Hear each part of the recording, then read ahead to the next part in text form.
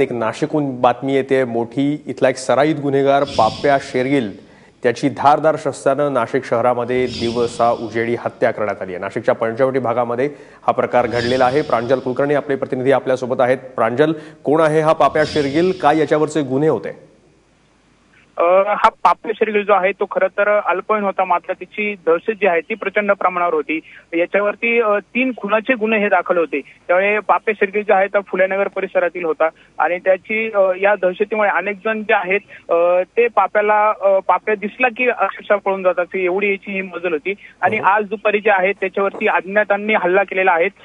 कोयता चॉपर याच्या साह्याने हल्ला केलेला होता, त्यामध्ये तो गंभीर जखमी झालेला होता। एका खाजगी हॉस्पिटलमध्ये त्याच्यावरती उपचार हे सुरू झाले होते आणि आता एक 10 मिनिटापूर्वी जे आहे ती त्याचा यामध्ये मृत्यू झालेला आहे। यामध्ये जे आहे ते यामागचं कारण जे आहे ते पूर्ववैमनस्यातून याचा खून झाला असावा हे प्राथमिक तपासात पोलिसांच्या समोर येत आहे। आरोपी जे आहेत ते सध्या फरार आहेत, त्यांचा पोलीस हे शोध घेत आहेत। आता एकंदरीत जर बघितलं तर निवडणुका हे जवळ आलेल्या आहेत, तरी नाशिकमध्ये जे आहे ते गुन्हेगारांनी मोठ्या प्रमाणात डोकं वर काढल्याचं दिसून येत आहे।